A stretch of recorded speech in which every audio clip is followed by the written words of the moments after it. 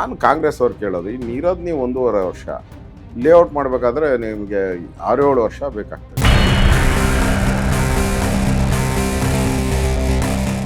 ಯಾರು ಮಾಡ್ತೀರಾ ನೀವು? ಇವಾಗ ಮುಂದೆ ನಮ್ಮ ಸರ್ಕಾರ ಬರ್ತೈತೆ, ನಾವು ಮಾಡಲ್ಲ ಅಂತ ನಾವು ಹೇಳ್ಬಿಟ್ಟಿದ್ದೀರಿ ಆಲ್ರೆಡಿ.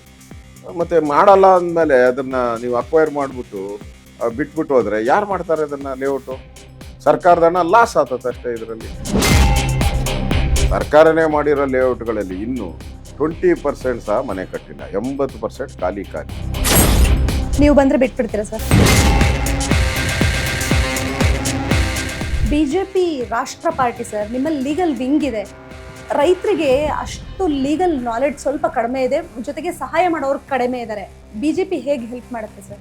ಬಿಜೆಪಿ ಪೂರ್ತಿ ಸಂಪೂರ್ಣ ಬೆಂಬಲವನ್ನು ಕೊಟ್ಟಿದ್ದೀರಿ. ಇದರಲ್ಲಿ ನಮ್ಮ ಪಾತ್ರ ಏನಿಲ್ಲ. ನಾವೇನು ಇದನ್ನ ನೋಟಿಫೈ ಮಾಡಿಲ್ಲ ಅಥವಾ ಈಗ ಲೇಔಟ್ ಮಾಡೋಕ್ಕೂ ನಾವು ಹೋಗ್ತಾ ಇದ್ದೀವಿ. ಮುಖ್ಯಮಂತ್ರಿಗಳು ಹೇಳ್ತಾರೆ ಪ್ರಧಾನಿಗೆ ಇದು ತುಂಬಾ ಇಷ್ಟ ಇದೆ ಅಂತ sir. Bogus. D K Shivakumar ಅಂದ್ರೇ ಬೋಗಸ್ಸು. ಇದ್ರೆ ಹೇಳ್ಬೇಕಾಯ್ತು. ಇಲ್ಲಿನ ಶಾಸಕರು ನಿಮ್ಮ ಹೆಸರನ್ನ ಕೋಟ್ ಮಾಡಿ ಮಾತಾಡ್ಬೇಕಾದಾಗ ತುಂಬಾ ಪದಗಳನ್ನ ಬಳಸಿದ್ರು. ಅಶೋಕ್ ಏನ್ ಕುಬೇರನ್ ಮಗನಾ?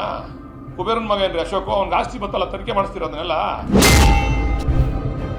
ಈಗ ಓಟ್ ಹಾಕ್ಸ್ಕೊಳಕ್ ನಮ್ಮ ಹತ್ರ ಬಂದಿದ್ದಾರೆ, ನಾವು ಜನ ಇರೋದಕ್ಕೆ. ನೆಕ್ಸ್ಟ್ ಮಿಷಿನ್ ಕೈಲಿ ಹಾಕ್ಸ್ಕೋತಾರ ಅಂತ. ನಾವು ಲೇಟಾಗಿ ಬಂದಿಲ್ಲ, ಎಲ್ಲರೂ ಬರೋಕ್ಕೆ ಮುಂಚೆ ನಾನೇ ಫಸ್ಟ್ ಬಂದಿದ್ದು. ರಿಯಲ್ ಎಸ್ಟೇಟ್ ದಂಧೆ ಅಂದ್ರೆ ಯಾಕೆ 30 ವರ್ಷಕ್ಕೆ ಕಸದ ಗುತ್ತಿಗೆ ಬಗ್ಗೆ ಮಾತಾಡ್ತಾರೆ, 30-60 ವರ್ಷಕ್ಕೆ. ಇನ್ನೊಂದು ಇವ್ರ ಟರ್ಮ್ ಮುಗಿಯೋದು ಒಂದು 23 ತಿಂಗಳಿಗೆ. ಮತ್ತೆ ಇವ್ರು ಕೇಳ್ತಿರೋದು ಇಲ್ಲಿ ಬಿಡ್ದಿದ್ದು ಸಹ ಲೇಔಟ್ 6 ವರ್ಷ ಆಗುತ್ತೆ. ಸೊ ಯಾಕೆ ನೋಟಿಫಿಕೇಶನ್ ಮಾಡೋದ್ರಿಂದ ಏನಿರುತ್ತೆ? ಅಧಿಕಾರದಲ್ಲಿರೋ ಸರ್ಕಾರಕ್ಕೆ ಹೆಂಗ್ ಬರುತ್ತೆ ಇದರಿಂದ? 3000 ಎಕರೆ ಸರ್ಕಾರಿ ಜಮೀನು ಓಸಿಯಾಗಿ ಸಿಗ್ತೈತೆ, ದುಡ್ಡು ಹೊಡ್ಕೊಂಡು ಹೋಗ್ಬೇಕು. ಕಸದ ಮಾಫಿಯಾ ದೊಡ್ಡದಾಗಿದೆ ಸರ್. ನೀವು ಬೆಂಗಳೂರಿನ ನಗರಾಭಿವೃದ್ಧಿ ಸಚಿವರಾಗಿದ್ದವರು, ಉಸ್ತುವಾರಿ ಸಚಿವರಾಗಿದ್ದವರು, ಈ ಮಾಫಿಯಾ ಬಗ್ಗೆ ಹೇಳೋದಾದ್ರೆ ಸರ್? ಈ ಡಿ ಕೆ ಶಿವಕುಮಾರ್ ಪ್ರಾಜೆಕ್ಟ್ಗಳೆಲ್ಲ ಹಿಂಗೆ, ಟನಲ್ ರೋಡು ಅದೊಂದು 30 ವರ್ಷದ್ದು, ಕಸದ್ದು ಅದೊಂದು 70 ವರ್ಷದ್ದು, ಈ ಬಿಡದಿ ಲೇಔಟು ಇದೊಂದು 20 ವರ್ಷದ್ದು. ಅಂದರೆ ಅವ್ರಿಗೆ ಡೆವಲಪ್ಮೆಂಟ್ ಅನ್ನೋದು ಮುಖ್ಯ ಅಲ್ಲ. ಇದರಲ್ಲಿ ಏನಾನ ಟೆಂಡರ್ ಕರೆದು ಕಾಸು ತಗೊಂಡು ಏನಾನ ಹಾಳಾಗಲಿ, ಕರ್ನಾಟಕ ರಾಜ್ಯ ಏನಾನ ಹಾಳಾಗಲಿ ಅನ್ನೋ ಸ್ಥಿತಿ ಇರೋದು.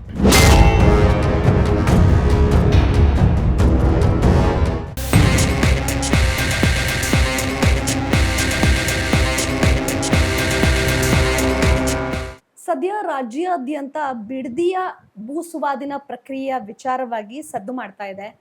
ಒಂದ್ ಕಡೆ ರೈತರು ಭೂಮಿ ಕೊಡೋದಕ್ಕೆ ಒಪ್ಪಿಗೆ ಕೊಟ್ಟಿದೆ ಅಂತ ಸರ್ಕಾರ ಹೇಳ್ತಿದೆ. ಮತ್ತೊಂದ್ ಕಡೆ ರೈತರು 600 ಅಂದ್ರೆ ಸುಮಾರು ಹಲವು ದಿನಗಳಿಂದ ಇಲ್ಲಿ ಪ್ರತಿಭಟನೆ ನಡೀತಿದೆ. 462 ದಿನಗಳಿಂದ ನಿರಂತರವಾಗಿ ಪ್ರತಿಭಟನೆ ಮಾಡ್ತಿದ್ದಾರೆ. ಆದ್ರೆ ಬಿಜೆಪಿ ನಿಯೋಗ ಸ್ಥಳಕ್ಕೆ ಭೇಟಿ ನೀಡಿ ಅಲ್ಲಿನ ವಾಸ್ತವಾಂಶ ತಿಳ್ಕೊಂಡಿದೆ. ಖುದ್ದು ನಮ್ಮ ಜೊತೆ ಇದ್ರ ಬಗ್ಗೆ ಮಾಹಿತಿ ಹಂಚ್ಕೊಳ್ಳಕ್ಕೆ ವಿರೋಧ ಪಕ್ಷದ ನಾಯಕರಾದಂತಹ ಆರ್ ಅಶೋಕ್ ಸರ್ ಇದ್ದಾರೆ. ಸರ್ ನಮಸ್ತೆ.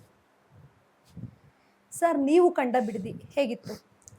ನೋಡಿ, ಬೇರೆ ಜಿಲ್ಲೆಗಳ ಥರ ಈ ಬಿಡದಿ ಏನಿದೆ ಇದು ಇವತ್ತಿಂದಲ್ಲ, 100 ವರ್ಷಗಳಿಂದನೂ ಕೂಡ ಇದೊಂದು ಬೆಟ್ಟ ಗುಡ್ಡಗಳ ಪ್ರದೇಶ ಮತ್ತು ನೀರಾವರಿ ಪ್ರದೇಶ ಇದು.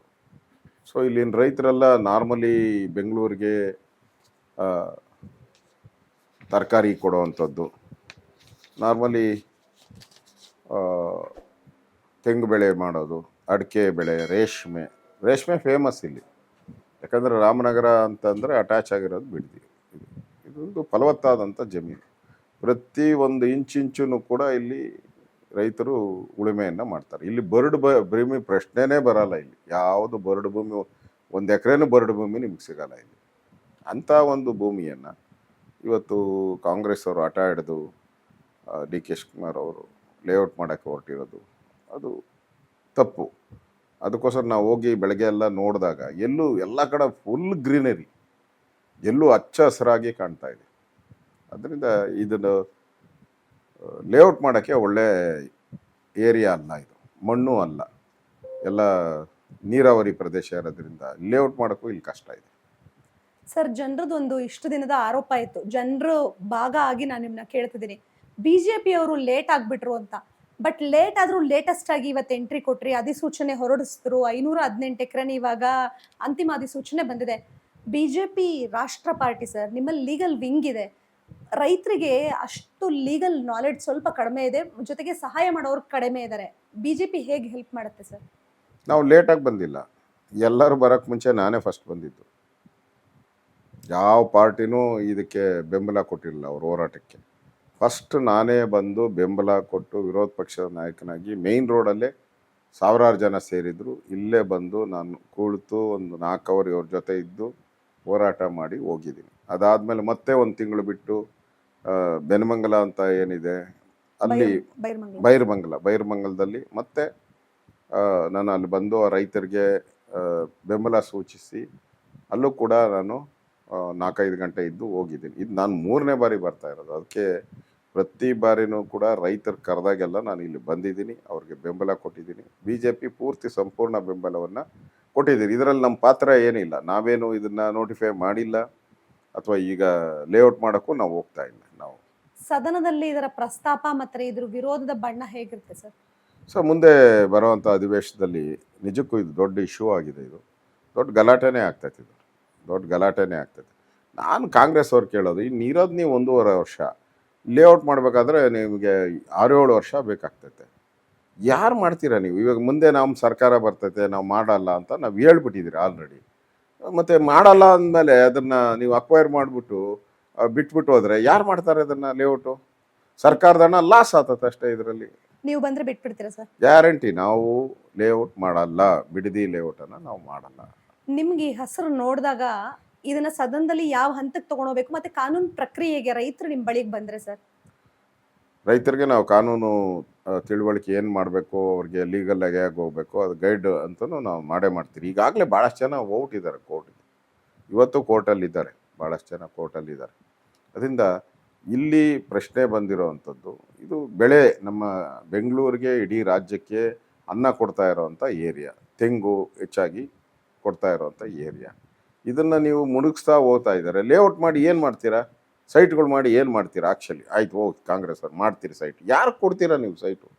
ಈಗಲೇ ಬೆಂಗಳೂರಲ್ಲಿ ಸುಮಾರು 10 ಲಕ್ಷ ಸೈಟು ಖಾಲಿ ಇದೆ. 3 ಬಡಾವಣೆಯಲ್ಲೂ ಬಾಕಿ ಉಳ್ಕೊಂಡಿದೆ. ಮತ್ತು ಫ್ಲ್ಯಾಟ್ಗಳು ಒಂದು 10 ಲಕ್ಷ ಫ್ಲ್ಯಾಟ್ ಖಾಲಿ ಇದೆ. ಪ್ರೈವೇಟ್ ಲೇಔಟ್ಗಳು ಸಾವಿರಾರು ಲಕ್ಷಾಂತರ ಪ್ರೈವೇಟ್ ಲೇಔಟ್ಗಳಿದೆ, ಖಾಲಿ ಬಿದ್ದಾವೆ ಎಲ್ಲ ಕಡೆ. ಸರ್ಕಾರನೇ ಮಾಡಿರೋ ಲೇಔಟ್ಗಳಲ್ಲಿ ಇನ್ನೂ 20% ಸಹ ಮನೆ ಕಟ್ಟಿಲ್ಲ, 80% ಖಾಲಿ. ಈಗ ಅದಕ್ಕೆ ಇದನ್ನು ಒಂದು ಜೋಡಣೆ ಮಾಡಿ ಉಪಯೋಗ ಏನು ಬರ್ತೈತೆ? ಯಾರಾದರೂ ನಿಮಗೆ ಅರ್ಜಿ ಹಾಕಿ ಬಿಡದಿಯಲ್ಲಿ ನಮ್ಗೆ ಸೈಟ್ ಬೇಕು ಅಂದಿದ್ರೆ ನೀವು ಮಾಡ್ಬೋದಾಯ್ತು. ಯಾರು ಅರ್ಜಿನೇ ಹಾಕಿಲ್ಲ. ಮುಖ್ಯಮಂತ್ರಿಗಳು ಹೇಳ್ತಾರೆ ಪ್ರಧಾನಿಗೆ ಇದು ತುಂಬಾ ಇಷ್ಟ ಇದೆ ಅಂತ ಸರ್. ಪ್ರಧಾನಿ ಅವ್ರಿಗೆ ಆಕ್ಸೆಸ್ಸಾ ನಿಮ್ಗೆ ಆಕ್ಸೆಸ್ಸಾ? ಮತ್ತೆ ಇದಕ್ಕೆ ನಿಜವಾಗ್ಲೂ ಪ್ರಧಾನಿಗಳಿಗೆ ಇಷ್ಟ ಇದೆಯಾ? ಬೋಗಸ್ಸು. DK ಶಿವಕುಮಾರ್ ಅಂದ್ರೇ ಬೋಗಸ್ಸು. ಇದ್ರೆ ಹೇಳಬೇಕಾಯಿತು, ಹಿಂಗೆ ನನಗೆ ಹೇಳಿದ್ದಾರೆ ಅಂತ ದಾಖಲೆ ಬಿಡುಗಡೆ ಮಾಡಬೇಕಾಯಿತು. ಅಥವಾ ಲೇಔಟ್ ಲೆಟ್ರ್ ಬರೆದು ಈ ಥರ ಬಿಡದಿ ಲೇಔಟ್ ಮಾಡ್ತಾ ಇದ್ದೀನಿ ನಾನು, ನಿಮ್ಮ ಆಶೀರ್ವಾದ ಬೇಕು. ಅವ್ರು ಮಾಡಿ ಮಾಡಪ್ಪ ನೀನು ಒಳ್ಳೇದು, ರೈತರ ವಿರೋಧ ಕಟ್ಕೊಂಡು ಮಾಡು ಅಂತ ಏನಾರು ಹೇಳಿದ್ದಾರೆ? ಏನೂ ಹೇಳಿಲ್ಲ.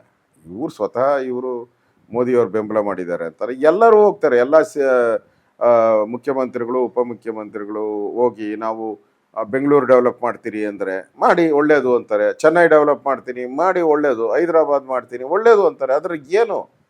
ಈ ಬಿಡದಿ ಲೇಔಟ್ ಮಾಡ್ತೀನಿ ಅಂತ ಎಲ್ಲಿ ಹೇಳಿದ್ದೀರಾ? ರೈತರು ಇಷ್ಟು ವಿರೋಧ ಮಾಡ್ತಾವ್ರೆ ಅಂತ ಎಲ್ಲಿ ಹೇಳಿದ್ದೀರಾ? ನೀವು ಹೇಳೋದು ಬೇರೆ, ಅದನ್ನು ಬಂದು ಇಲ್ಲಿ ಪ್ರಧಾನಿ ಹೆಸರನ್ನ ದುರುಪಯೋಗ ಮಾಡ್ತಾ ಇದ್ದಾರೆ ಸರ್. ಒಂದು ಮೇಲ್ಗಡೆ ಲೀಡರ್ ಆದ್ರೆ ಲೋಕಲ್ ಲೀಡರ್ ಭಾಷೆಯನ್ನ ನೀವು ಗಮನಿಸಿರಬಹುದು.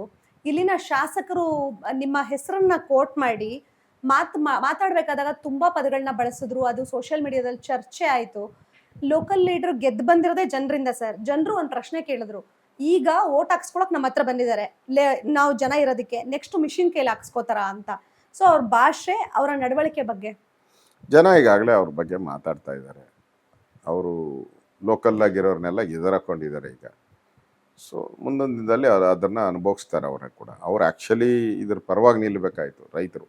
ಅವ್ರು ಒಬ್ಬ ಇರಲಿ, 100 ಜನ ಇರಲಿ, 1000 ಜನ ಇರಲಿ, ಅವ್ರ ಪರ ನಿಲ್ಲಬೇಕಾಯಿತು. ಯಾರ್ಯಾರು ಕೊಡ್ತಾರೋ ಅವ್ರು ಬೇಕಾದ್ರೆ ಮಾಡ್ಗಡ್ಲಿ, ಇವ್ರು ಲೇಔಟು ಸಂಬಂಧ ಇಲ್ಲ. ಕೊಡದೇ ಇರೋರನ್ನ ಕತ್ತಿಸಿ ಬಲವಂತ ಮಾಡೋವಂಥದ್ದು ಸರಿಯಲ್ಲ ಸರ್. ಟೆಕ್ನಿಕಲಿ ನೀವು ಮಾತ್ರ ಇದನ್ನ ಎಕ್ಸ್ಪ್ಲೈನ್ ಮಾಡಕ್ ಸಾಧ್ಯ, ಬಿಕಾಸ್ ಇದು ರಿಯಲ್ ಎಸ್ಟೇಟ್ ದಂಧೆ. ಅಂದ್ರೆ ಯಾಕೆ 30 ವರ್ಷಕ್ಕೆ ಕಸದ ಗುತ್ತಿಗೆ ಬಗ್ಗೆ ಮಾತಾಡ್ತಾರೆ, 30-60 ವರ್ಷಕ್ಕೆ. ಇನ್ನೊಂದು ಇವ್ರ ಟರ್ಮ್ ಮುಗಿಯೋದು ಒಂದು 23 ತಿಂಗಳಿಗೆ.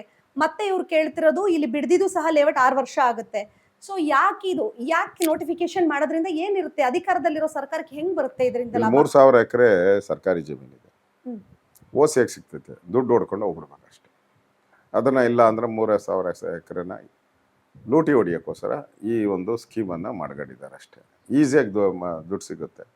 ಮತ್ತು ನಾವು ಹೊಡ್ಕೊಂಡು ಟೆಂಡರ್ ಕರೆದ್ಬಿಟ್ಟು ಕಾಸು ಮಾಡಿ ಹೋಗೋಣ ಅನ್ನೋದಷ್ಟೇ. ಮುಂದೆ ಬರೋರು ಮಾಡಿದ್ರೆ ಮಾಡಲಿ, ಬಿಟ್ಟರೆ ಬಿಡಲಿ.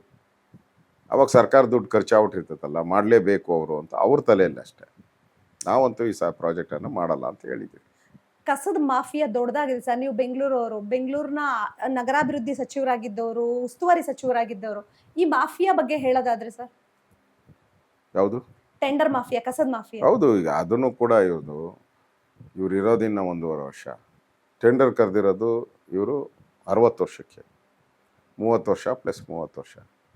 ಈ ಡಿ ಕೆ ಶಿವಕುಮಾರ್ ಪ್ರಾಜೆಕ್ಟ್ಗಳೆಲ್ಲ ಹಿಂಗೆ. ಟನಲ್ ರೋಡು ಅದೊಂದು 30 ವರ್ಷದ್ದು, ಕಸದ್ದು ಅದೊಂದು 70 ವರ್ಷದ್ದು, ಈ ಬಿಡದಿ ಲೇಔಟು ಇದೊಂದು 20 ವರ್ಷದ್ದು. ಅಂದರೆ ಅವ್ರಿಗೆ ಡೆವಲಪ್ಮೆಂಟ್ ಅನ್ನೋದು ಮುಖ್ಯ ಅಲ್ಲ.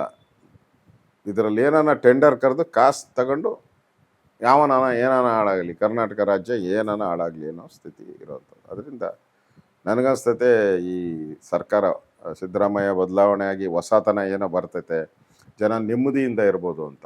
ಈ ನೋಡಿದ್ರೆ ಡಿ ಕೆ ಶಿವಕುಮಾರ್ ಬಂದಮೇಲೆ ನೆಮ್ಮದಿನೇ ಇಲ್ಲ. ಅವರು ಮುಖ್ಯಮಂತ್ರಿ ಆದಮೇಲೆ ಬರೀ ಕಸ ಟೆಂಡ್ರು, ಇದು ಬಿಡದಿದು, ಈಗ ಬೆಳೆ ಬರ್ತಾ ಎಲ್ಲ ಮಳೆ ಎಲ್ಲ ನಿಂತೋಗಿದೆ. 60-70% ಎಲ್ಲ ಇದಾಗಿದೆ. ಈಗ ರೆಸಾರ್ಟ್ಗಳಿಗೆ ಅಲಿತಾ ಇದ್ದಾರೆ ಕಾಂಗ್ರೆಸ್ ಅವರು. ಒಂಥರ ಗೊಂದಲ.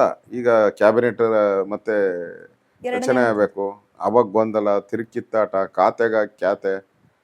ಯಾಕೋ ಸರಿ ಇಲ್ಲ. ಇವಾಗ ಬಂದಮೇಲೆ, ಈ ಸರ್ಕಾರ ಬಂದಮೇಲೆ ಪ್ರತಿದಿನನೂ ಕಿತ್ತಾಟ ಆಗ್ತಾ ಇದೆ. ನೋಡಿದ್ರಲ್ಲ, ಅಡ್ಜಸ್ಟ್ಮೆಂಟ್ ರಾಜಕಾರಣನೇ ಇಲ್ಲ. ವಿರೋಧ ಪಕ್ಷವಾಗಿ ವಿರೋಧ ಮಾಡೋದನ್ನ ಮರೆಯಲ್ಲ ಅಂತ ಹೇಳ್ತಿದ್ದಾರೆ. ಕಾನೂನು ಸಮರಕ್ಕೂ ಸೈ, ಸದನದಲ್ಲೂ ಈ ಯೋಜನೆಯ ವಿರುದ್ಧ ನಾವು ಧಿಕ್ಕಾರ ಕೂಗ್ತಿದೀವಿ ಅಂತ ಹೇಳ್ತಿದ್ದಾರೆ. ಮುಂದಿನ ದಿನಗಳಲ್ಲಿ ಇದೆಲ್ಲ ನಿಜವಾಗ್ಲೂ ಆಗುತ್ತಾ, ಇಲ್ಲ ಬಿಜೆಪಿ ರೈತರು ಆರೋಪ ಮಾಡೋ ರೀತಿನಲ್ಲೇ ಅಡ್ಜಸ್ಟ್ಮೆಂಟ್ ಅಲ್ಲೇ ಮುಂದೆ ಹೋಗ್ಬಿಡುತ್ತಾ ಅನ್ನೋದನ್ನ ಕಾದ್ ನೋಡ್ಬೇಕಾಗಿದೆ. Sir, thank you.